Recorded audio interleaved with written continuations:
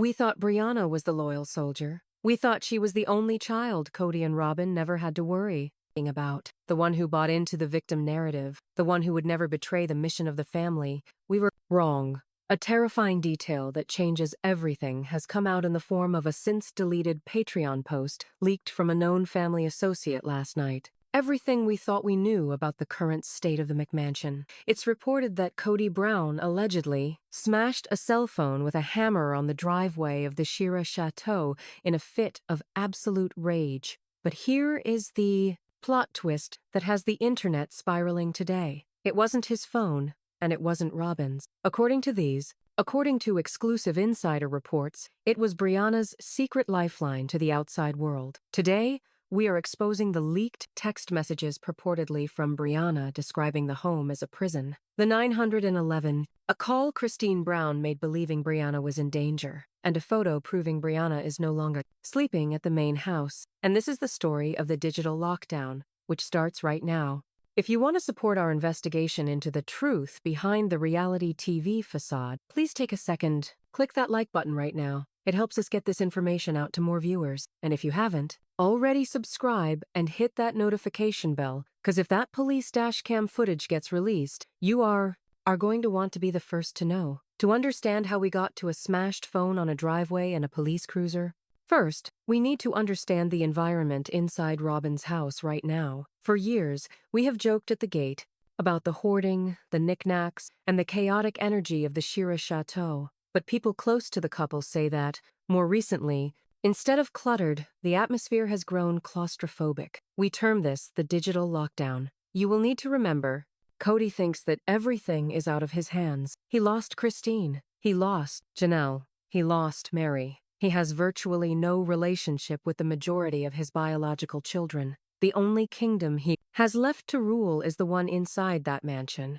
and the only subjects he has left to command are Robin's children. Sources close to the family have said that following the tragic death of Garrison and the public outcry that came afterwards, the rules at home became much stricter. We are talking about a surveillance state. We don't just talking about a curfew. We are hearing reports of parental control software installed on the routers, monitoring every outgoing message and every website visited. Some of us have heard theories that tracking on Life 360 is required, and not just for safety, but to comply fully. In Kody's head, information is the enemy. If the kids talk with the wrong people, if they read the wrong comments on social media, they become poisoned. That is his favorite phrase, right? Poison in the ear. So, the only way to stop the poison is to cut off the ear. But here is the thing about trying to control adults. And Breanna is an adult. Finally, the pressure causes a crack, and that's where the glitch comes in Kody's matrix, the burner phone theory. This isn't just a rumor. It is a scenario that fits every piece of behavioral evidence that we have seen from Kody lately. The story goes like this. About 3 days ago,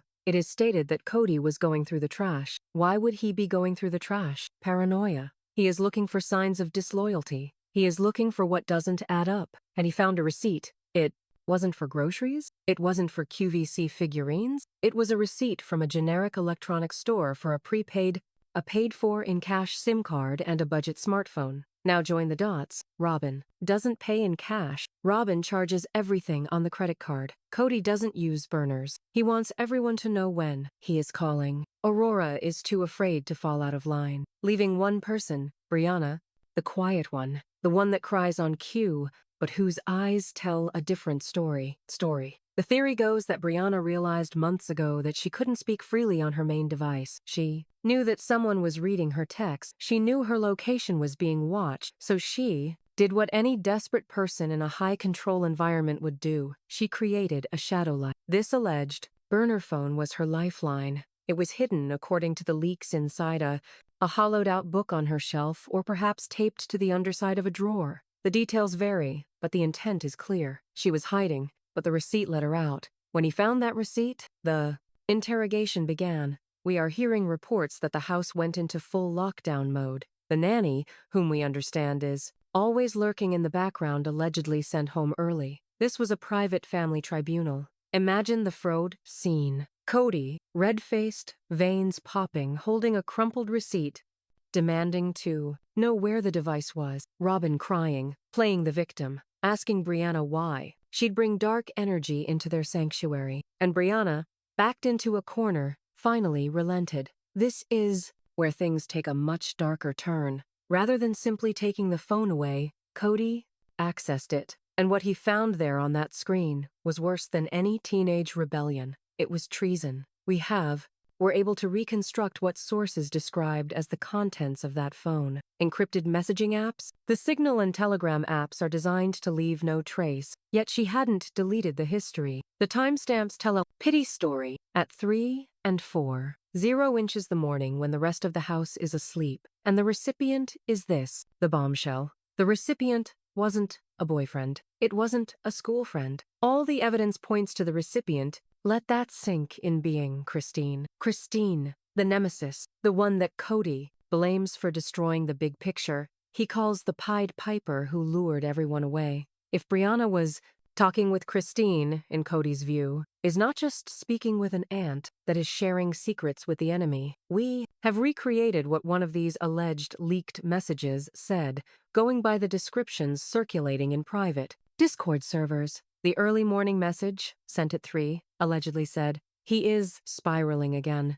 I can't breathe here. The walls are closing in. Is the offer to stay in Salt Lake still open? I don't know how much longer I can fake it." There was nothing much to follow from that text, just he spirals again, and she needn't say his name. We know who she means. I can't breathe. That is a cry for help. That is the language of being trapped. But perhaps the most dangerous part of that message is the question, whether you accept the offer, remain open to Salt Lake. This suggests a follow-up on their prior conversation, which was part of a conspiracy. It suggests that Christine has indeed opened her doors to Robin's kids, providing them with an avenue of escape. To Kody, this is kidnapping. To Kody, Christine undermines his authority both as a father and as a patriarch. When Kody read that, the explosion was inevitable. We're taken now to the hammer incident. According to sources, Kody took the phone outside in the driveway of the Shira Chateau and physically destroyed it. He didn't just break it, he pulverized it. It was a symbolic execution. He was killing the connection to Christine. He was destroying the bridge.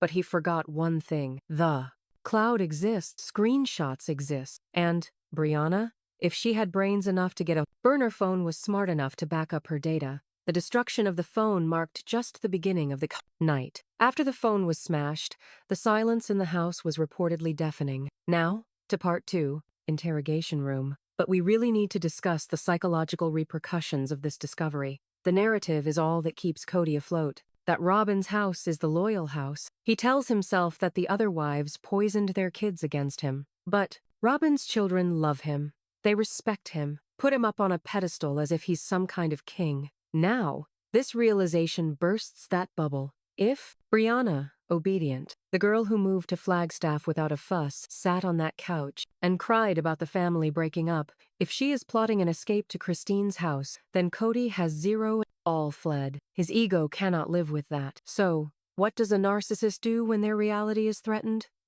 And now, rewrite the narrative below. We are hearing rumors that immediately Kody began to gaslight Breanna. He didn't ask her as to why she was unhappy. He did not ask her why she felt like she couldn't breathe. He just told her that she was being manipulated. He told her that Christine was whispering lies in her ear. He probably invoked the memory of the other boys, telling her that she was becoming just like them. Bitterness. He would say, "You're allowing bitterness into your heart." There is a terrifying psychological angle here. If Breanna leaves, Robin loses her grip on the victim narrative. Think about it. Robin's whole identity is we are the ones who attempted. If her very own daughter would run to evil sister wife, then that is proof that Robin's home was never the sanctuary she claimed it was. It proves it was a prison. So, Robin has just as much motivation as Kody to keep Breanna locked down. We've heard a muffled, incomprehensible audio clip that has been circulating in deep web forums. It is assumed to be a recording from a neighbor's Ring camera, or perhaps even a recording Breanna managed to capture before the phone was taken. It is very difficult to make out, but you can hear male voice raising in volume. He sounds unmistakably like Kody. He's yelling about loyalty and Caleb's influence. Why bring up Caleb? Caleb is Maddie's husband. Kody has always been intimidated by the older boys, and the sons-in-law who command respect without insisting. By invoking Caleb or clique of the older kids, Kody is forming a conspiracy theory. He's convincing himself that Breanna isn't unhappy due to his actions, but because she has been brainwashed by the cool kids in the family. It is a defense mechanism. He is externalizing the blame. But here is where the situation veers from family drama to possible legal trouble. The interrogation didn't stop at yelling. Privileges were taken away on the spot, according to insiders. Car keys were taken away. The internet was cut off completely. Breanna was better placed under house arrest. And therein lies the critical timeline. It was all at nighttime. By morning, the silence. From Breanna, it was crickets. Normally, these kids have a cyber life. They like posts, they share stories. But Breanna had gone dark for 24 hours, and that darkness was noted, not just by fans, but by Christine, the person on the other end of those encrypted messages. Christine was waiting for a reply, probably viewed the message. He spirals, and then there is nothing. No follow-up, no confirmation, complete radio, silent. And Christine, knowing firsthand about Kody's temper, and all of us witnessed during those fights with Janelle, Christine didn't just sit and wait. She got worried. Valid fear kicked in. She knows Kody is unhinged, knows there are weapons in that house, and knows the emotional volatility is off the charts. So Christine did the only thing she could do. She couldn't call the house phone. Robin wouldn't answer. Or worse, Kody would answer. She couldn't drive down there immediately. She is in Utah. So she dialed. A call. Public record stuff, but with mainly the names removed. Things like a welfare check. Which finally leads us to the most explosive part of our investigation. The police dispatch log. We have seen a document. Blurred. Yes, unofficial yet highly compelling. That shows a request for a welfare check at a Flagstaff address matching the Flagstaff property records of the Shiro Chateau. The timestamp, the morning after the phone was smashed. A call from Utah. A woman. The details. Caller reports. Female subject concern. Age 21. Phone disconnected abruptly in distress. Phone disconnected abruptly. That perfectly fits the theory on the smashed phone. Christine probably was on the text thread or even on a call when Kody found Breanna. The line went dead and Christine panicked. But what happened as police entered onto the gate is what's actually happened. And you just gotta give a quick geography lesson on the McMansion. It sets back from the road. There is a gate. It was designed to shut people out. When the Flagstaff PD rolled up, they didn't just walk to the front door. They were met at the perimeter. And who met? Them. Not Breanna. Not Kody. It was allegedly Robin. Sources say Robin met. She was said to seem bothered and agitated, yet firm with the officers at the gate. She reportedly played the privacy card. She claimed all this was a private family dispute, some sort of misunderstanding, just teenage drama. Breanna, who is 21 years old, tried to turn police away. She even used control with the police's version of events. But here is a thing about welfare checks. When the officers have reasonable suspicion that someone may be in danger, they must lay eyes on this. They need to hear from Breanna herself. They must be told whether they saw her or not. This is the million-dollar question. The dispatch notes are vague. They usually say subject, contacted, or code 4, meaning no other help was required. But there is a persistent report that while Robin was diverting the officers when the police finally breached the gate, Breanna was nowhere to be found in the main house. Why? She had already managed to run. This leads us to the theory of the safe house. We believe that in the chaos of the night, after the phone was smashed, after the screaming, Breanna pounced. Kody and Robin, after their outburst of fury, retired to their master suite. They thought Breanna was defeated. They thought she was in her room, crying, defeated. But they underestimated her. They forgot that she watched Garrison. She watched Gabe. She watched her mother manipulate through situations for years. She learned from the best. We believe Breanna packed a bag, not a big suitcase. That would be too loud, too obvious. A backpack. Essentials only. Documents, ID, perhaps a little cash she had squirreled away. And she slipped out. Not through the front door, which has cameras, but maybe through a window or a side exit that she knew the blind spots for. But where would she go? She doesn't have a car. Kody took the keys. She is 5 miles from town. It is dark. It is cold in Flagstaff. This is where the narrative introduces third party. A getaway driver. Remember the text? Is the offer? Options open to stay in Salt Lake still? Christine couldn't get there in time.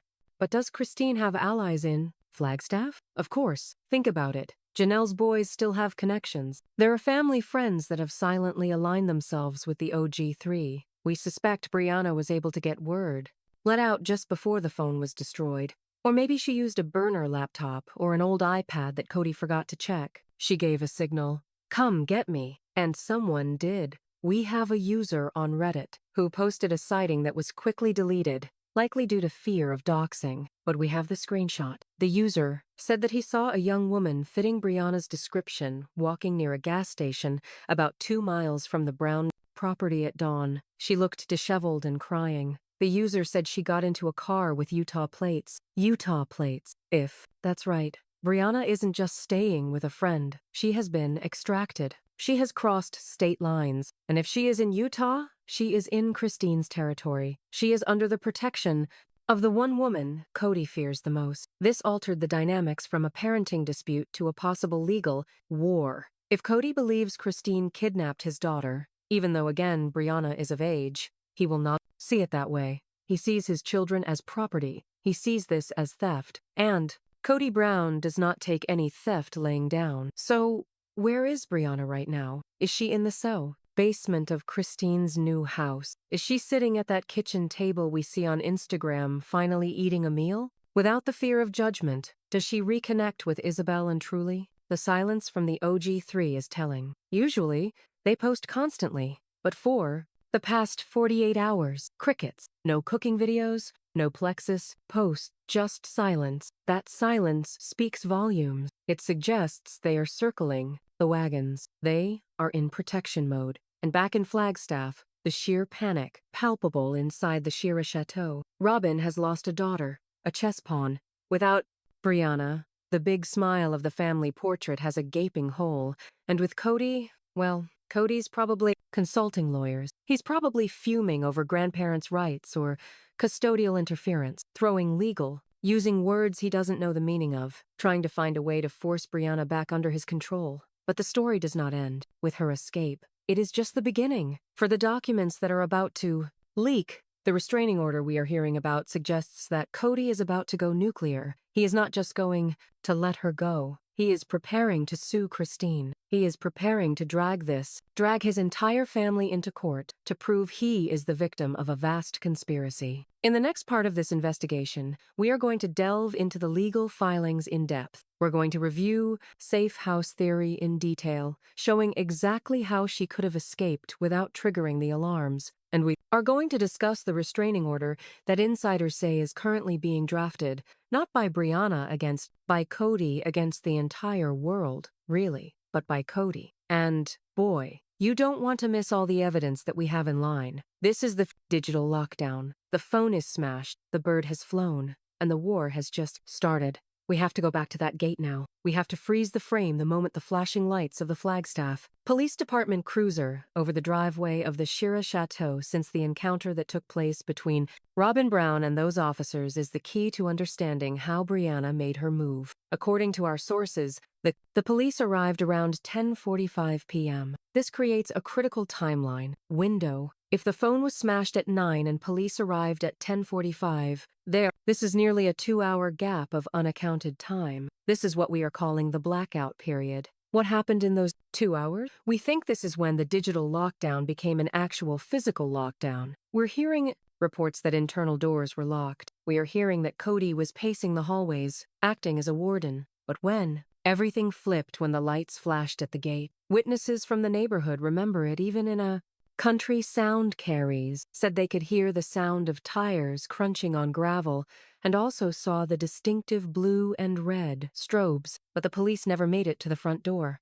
This is important. Robin allegedly intercepted them at the property line. Now, why would she do that? If everything was fine, if Breanna, he was just sleeping or calming down, why not let the officers in? Why not have them do a quick wellness check? Make sure Breanna is safe and send them on their merry way, because Robin is the master of optics. She surmises that any police officer coming into that house with its so-called piles of boxes, its chaotic energy, and the palpable tension would document everything. Police wear body cam. Robin knows this. She knows that footage is public record. If a body cam video leaked showing Kody screaming, or Breanna crying in a corner, or the absolute state of at home, would ruin the brand forever. It would make everything that's been said from the OG3 for all these years valid. So, Robin played the gatekeeper. We are told she was composed, she was civil, she likely used her counselor voice. She's said to, he told the officers, called to report a prank call, the result of internet trolls, something the family deals with constantly. She probably painted the Coleraine as an arranged family member. She was just trying to stir up drama. It is a civil issue, she probably said. We are but having a family argument. And without a warrant, without probable cause of immediate physical harm, the police don't have much they can do. If Robin says Breanna is an adult and doesn't want to speak to anyone, the police often have to take that at face value unless they hear screaming. But here is the twist that changes the entire narrative. We firmly believe that the arrival of the police did not depict Christine failing at something. We believe it was a distraction. This is the Trojan horse theory. While Robin was busy at the gate, managing the police, and while Kody was probably hovering somewhere in the background, mesmerized by the flashing lights and unguarded because of his paranoia about the government, the house was unguarded. For 20 minutes, the eyes of the captors were on the driveway. And within those 20 minutes, we believe that Breanna Brown made the most courageous decision of her life was when she did not wait for the police to save her. Instead, she used the police as cover to save her life, herself. Let's look at the geography of the property. We know there are cameras covering the front approach. Kody is obsessed with security, but we also know, thanks to previous Zillow listings and aerial maps, that the back of the property borders heavy woodland. It is dark, it is rugged, but it is blind. There is a blind spot near the garage entrance, a spot leading directly into the tree line. If Breanna had a go-end, had her bag ready, and, as anyone living in trauma knows, learned to always be prepared, she might have slipped out the side door. While Robin was arguing with the sergeant, she might have crossed the backyard, entered the tree line, and hiked the half-mile to the nearest public road. It would be terrifying. Pitch black, freezing temperatures. But, compared to the heat inside that kitchen, cold forest probably felt like a freedom. That brings us to the getaway car. Breanna does not drive. Or rather, she didn't have an automobile to her disposal that night, so who picked her up? Well, that's where the internet sleuths have offered a piece of evidence that cannot be overlooked. A user on Reddit, let's just call them Flagstaff Watcher, a posted thread at 2 a.m. that night titled, Strange Activity, she posted on Coyote Pass. The post described a gray SUV idling on the shoulder of the main road. Lights off, engine running. The citizen thought this was suspicious, possibly a drug deal or illegal dumping, they thought. But then they saw a figure emerged from the woods, a female small frame carrying a backpack. Figure ran to the car, tossed the bag in, and jumped into the passenger seat. Instantly, the car sped away northward, north to Utah. Now, let's examine the automobile, a gray SUV. Who drives a gray SUV in the Brown family orbit? We've combed through Instagram posts, stories, and background reflections. Interestingly, there is also a close friend of Aspen's who drives one car matching just that description. Aspen resides in Utah. Aspen is really close with Christine. When Christine couldn't leave the state for her own busy schedule, or if she didn't want to alert Kody, she would send a proxy. She would send someone Kody wouldn't recognize, somebody who could sit on the side of the road in the dark without thus raising suspicion. This confirms the Underground Railroad theory. The older kids have a network, they have a system. When one of the siblings says, I need out, the troops mobilize. It happened, it was with Garrison, and now it's happening with Breanna. But let me go back and try to recall. Back to the house. The police drive off. Robin walks back up the driveway, content that she has handled the present situation in which she enters the house and probably tells Kody it's handled. They're gone. Then they go to check on Breanna. They go to lecture her once more. They go to demand the passwords to her social media accounts. They open the door, and the room is empty. Imagine the scene. The window is cracked open. Her bed hasn't been touched. In her room, there is a burner phone receipt on the floor, and Breanna is gone. This is when the patriarchal panic peaks. This is not just disobedience. This is jailbreak. We are hearing from unconfirmed sources that the screaming that followed could be heard from the road.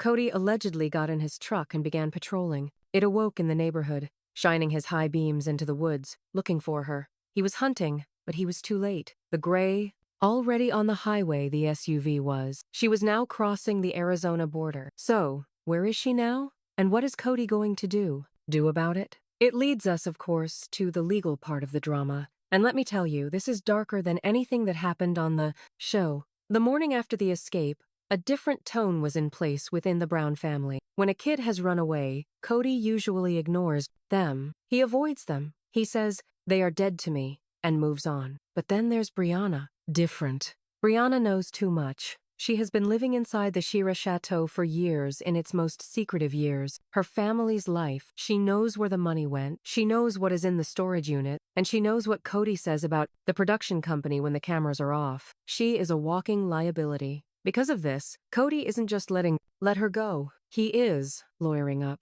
We have gotten wind of a draft document, a potential filing that's being prepared by the legal team of Kody. It is not a missing persons report. He knows that she isn't missing. He knows she is with Christine. No, this document is a temporary restraining order and a civil suit for interference with parental rights. Now, you might be screaming at your screen. She is 21. She is an adult. You're absolutely right. Legally, Breanna can go wherever she wants. But Kody doesn't use the law to win. He uses the law to intimidate. The rumors indicate that he is trying to build a case based upon alienation of affection, an archaic legal concept, arguing that Christine and Janelle have systematically brainwashed his daughter, causing her to breach an implied contract of family loyalty. It gets even more insidious. There is talk of non-disclosure agreement. We always suspected the older kids signed NDAs to appear on the show. If Breanna signed one, Kody could threaten to sue her for millions if she speaks out. He can hold her financial future hostage if she has signed one. Hostage. Come back home or I will bankrupt you. That's the threat. That is the silence of the weapon. This is why the silence coming from the OG3 right now is deafening. Christine has not posted a car confession while Janelle has not posted about her garden. They are in a legal blackout. They are likely huddled in a living room in Utah with lawyers of their own protecting Breanna. They're debriefing her. They are collecting the evidence. And what evidence does Breanna have? That's the cliffhanger. We believe Breanna didn't just leave with a backpack of clothes. We believe she left with digital files. Remember, she had grown up in the digital age, knew how to screenshot, and how to record voice memos. And then there is this rumor circulating within the dark web forums that Breanna has in her possession a certain recording, namely one of a conversation between discussion by Kody and Robin about family finances and, more specifically, reallocation of funds from the family pot to buy the artwork and jewelry in the mansion. If this recording exists, and if Breanna, when he releases it, it is not just a scandal, it is a fraud. It is the smoking gun. That could be the basis of a forensic accounting investigation that Kody cannot survive. This is why Kody chased her. This is why he panics, because he does not fear losing a daughter. It is because, and he fears losing his empire. He realizes fully that Breanna is the one thread that pulls on a whole tapestry. It will end in a web of lies. Let's talk about the safe house logistics for a moment. If Breanna is in Utah, she is not staying at Christine's main house. That would be the first place Kody would look. That would be the first place he would send a process server. Our theory is she's staying at a secondary location, a safe house funded by the combined resources of the OG3. Maybe it's a rental under a pseudonym. Maybe it's with a second cousin that was never on the show. They are hiding her. They are deprogramming her. You have to. Coming out of Robin's house is like leaving a cult. Breanna has been told for years that the world is unsafe, that her father is a god, and that her other mothers are witches. That will take time getting used to. She must learn that she can speak without permission. She needs to learn that love isn't conditional. We are watching a rescue mission in real time, but the villain is still at the gate. We are hearing reports that Kody was spotted today in Street George, Utah, just 2 hours away from Salt Lake. He is closing the distance. He is driving that white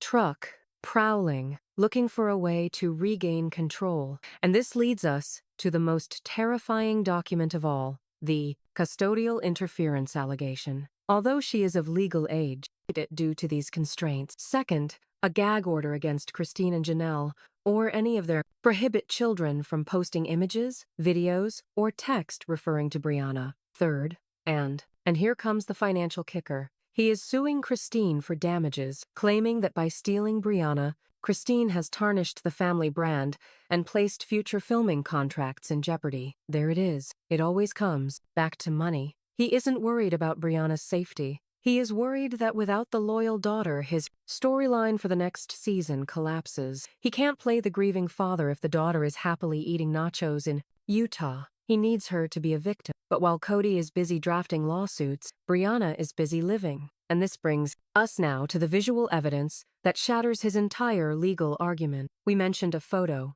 a sighting. We have tracked the plued timeline of that gray SUV. Based on the departure time from Flagstaff and the speed limits on Highway 89, the vehicle would have reached Beaver, Utah around 3 inches the morning. Beaver represents the traditional pit stop of the Browns. It's the halfway point. That's where they always stop for gas and snacks. A TikTok user, just filming a day in something was captured in the background of the life vlog at a supercharger station in Beaver that they didn't notice until hours later. In the glass doors of the station, a reflection. A car pulls out, but before it pulls out, you will notice 2 figures standing near the pump. We have enhanced this image. We have adjusted the contrast and the results are undeniable. The first figure is a woman with blonde hair, wearing this characteristic leather jacket. We have seen this jacket before. Christine wore it in an Instagram post just last week. The second figure is a younger woman huddled, wrapped in a blanket looking over her shoulder. The face is grainy, but the profile is a 100% match for Breanna Brown. The nose, the chin, the posture. It's her. But it is what they're doing that proves Kody's already lost. They aren't arguing. They aren't dragging her. They are hugging. The desperate kind, the clingy kind, the kind of hug you give someone who has just pulled you out of a burning building. Breanna buries her head in Christine's shoulder. It is a pose of absolute relief. This photo proves that she wasn't kidnapped. She wasn't coerced. She was rescued. If this photo makes it to court, Kody's in a vulnerable position. Dependent argument evaporates. You cannot kidnap someone who runs into your arms. So, where is she now? The safe? House theory has evolved. We previously thought she went to Christine's house in Lehigh, but new intel suggests that was a decoy. We believe the gray SUV didn't stop in Lehigh. We believe it continued north. A rumor supported by the sudden silence of another family member places Breanna presently in a location nobody would suspect. A location which comes under no jurisdiction of Kody.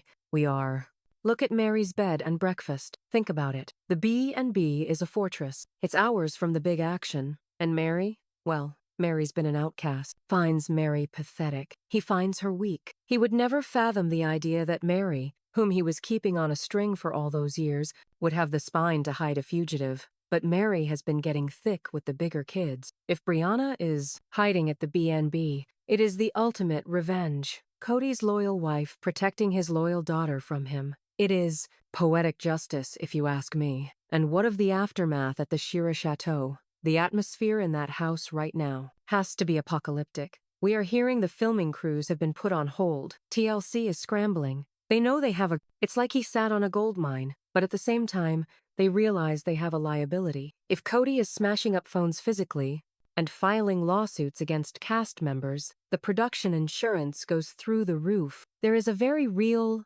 possibility that this digital lockdown incident could be the series finale. Not the one they planned, but the one they deserve. If Breanna speaks, if she sits down in front of a camera, maybe on her own YouTube channel, maybe in some dozen interview with a major network, and confirms all that we have suspected about the abuse, the control, and financial fraud, it is game over. Kody knows that. That is why he is fighting so hard. He is not fighting for his daughter. He is fighting for his survival. He is a cornered animal, and cornered animals are dangerous. This leads us to the cliffhanger that would set the stage for the next several weeks, the dashcam footage. We filed the Freedom of Information Act request. We paid the processing fees. By law, the Flagstaff, the police department does have to respond, and they can redact faces, but they cannot hide the interaction. They can mute names.